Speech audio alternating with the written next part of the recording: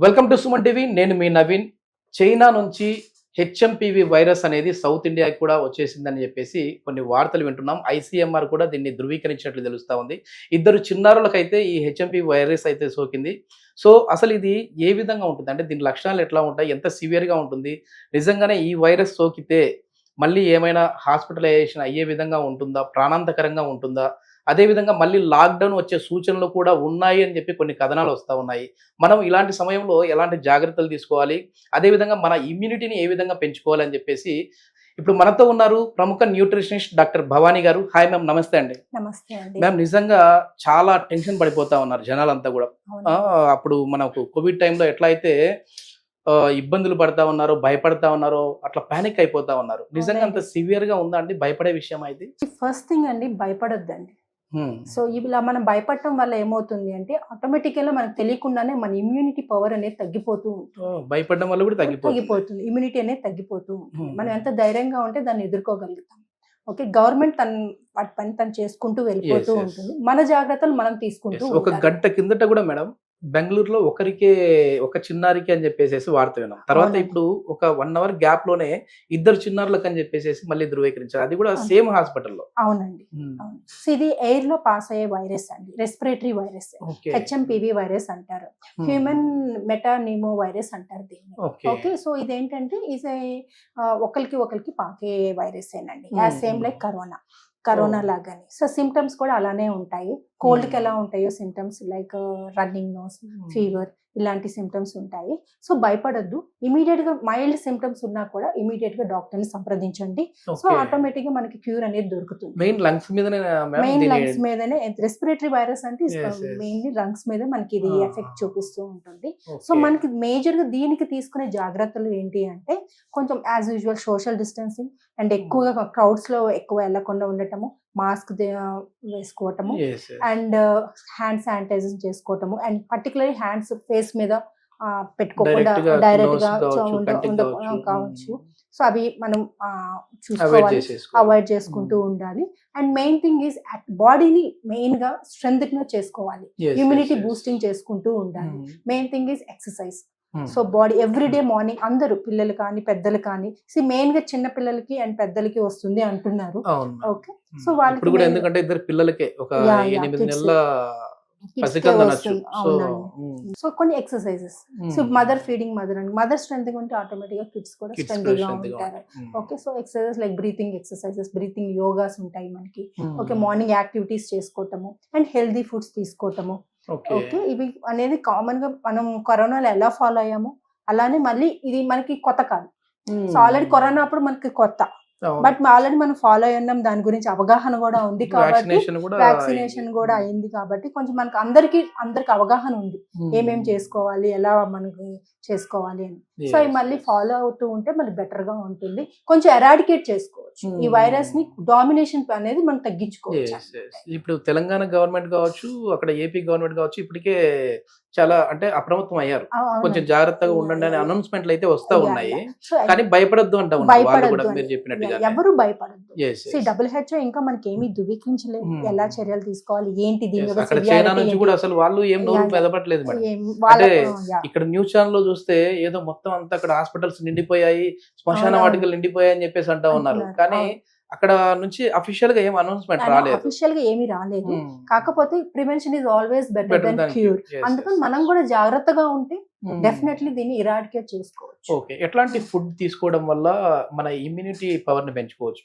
Healthy foods అండి. Daily ఒక egg white తీసుకో, high protein food, high fibre food. So ఇవన్నీ మళ్ళీ అంటే కోల్డ్ కాజ్ చేసే ఫుడ్స్ ని కొంచెం అవాయిడ్ చేయటం. సో అందరికి కోల్డ్ అంటే కొంతమందికి లెమన్ పడదు, కోల్డ్ కాజ్ చేస్తుంది. సో ఇండివిజువల్ గా మీకు తెలుసు ఏమేమి ఫుడ్స్ ఎలర్జీగా ఉంటాయి.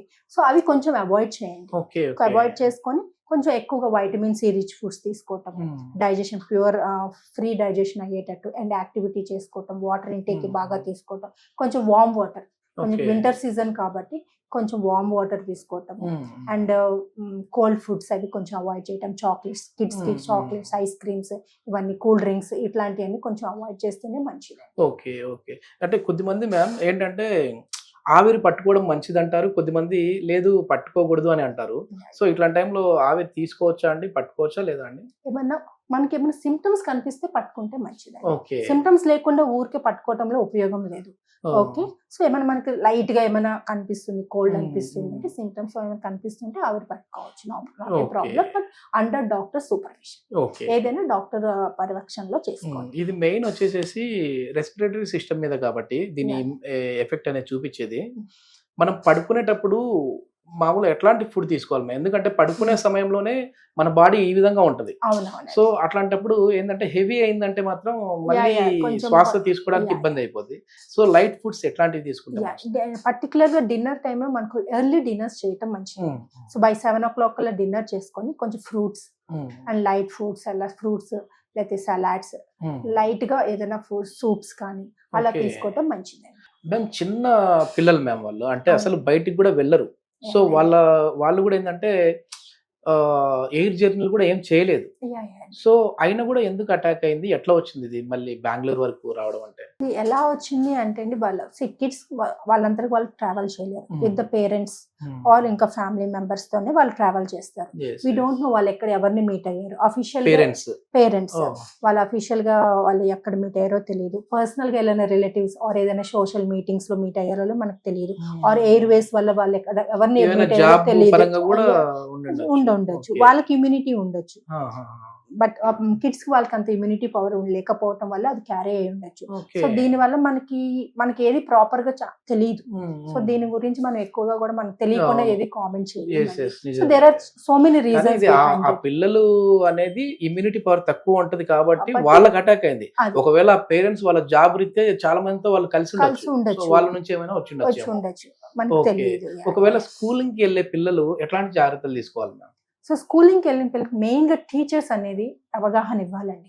బికాస్ కిడ్స్ ఏంటి అంటే పేరెంట్స్ కన్నా టీచర్స్ చెప్పేది బాగా వింటారు. సో స్కూల్లో టీచర్స్ బాగా అవేర్నెస్ ఇవ్వాలి. సో ఏంటి పర్టికులర్ గా ఈ కోల్డ్ ఫుడ్స్ తినకూడదు, ఐస్ క్రీమ్స్ తినకూడదు, సో మనకి ఇట్లాంటి వైరస్ వస్తుంది, వాళ్ళకి అవగాహన ఇస్తే కనుక కిడ్స్ వాళ్ళు కూడా ఇంట్లో వచ్చి మారం చేయరు. పర్టికులర్ నాకు ఈ చాక్లెట్స్ కావాల్సిందే, నాకు ఇది పేరెంట్స్ ఆటోమేటిక్ గా అడగంగానే ఇచ్చేస్తూ ఉంటారు. సో అందుకనేసి మెయిన్ గా టీచర్స్ అనేది మనం ఇంట్లో అయితే గారాబం చేస్తారు, టీచర్లు అలా కాదు కాబట్టి వాళ్ళు చెప్పేది కూడా బాగా కిడ్స్ బాగా వింటారు కూడా. సో అవేర్నెస్ అనేది స్కూల్స్ నుంచి కూడా రావాలి. మొత్తానికైతే ఈ డేంజర్ బెల్ అయితే మోగుతా ఉంది. మళ్ళీ లాక్ డౌన్ వస్తుందా లేదా అన్నది పక్కన పెడితే మాత్రం మళ్ళీ మనం అయితే హెల్దీగా ఉండాలి. హ్యాండ్ వాష్ అయితే మళ్ళీ తరచూ చేసుకుంటా ఉండాలి. అనవసరంగా మన చేతిని కళ్ళ దగ్గర, ముక్కుల దగ్గర, ఫేస్కి అయితే పెట్టుకోకూడదు అని చెప్పేసి తెలుస్తూ ఉంది. సో ప్రతి ఒక్కరైతే అప్రమత్తంగా ఉండండి. ఎందుకంటే గతంలో ఎంత డ్యామేజ్ జరిగింది అనేది అయితే మనం చూసాము. సో మళ్ళీ అలాంటి ఇబ్బందులు ఎదుర్కోకుండా ఉండాలంటే మన జాగ్రత్తలు అయితే మనం ఉండాలి. ఎందుకంటే ఏదో ఎక్కడో చైనాలో ఉంది కదా, ఇది మన దగ్గరికి ఎక్కడ వస్తుంది అని అనుకునే లోపే బెంగళూరుకి వచ్చేసింది. బెంగళూరు నుంచి హైదరాబాద్కి రావడానికి పెద్ద సమయం ఏం పట్టదు, ఎందుకంటే ఇది గాలి ద్వారా వ్యాప్తి చెందే వైరస్. సో ప్రతి ఒక్కరైతే అప్రమత్తంగా ఉండే జాగ్రత్తలు పడండి. Thank you ma'am. Thank you.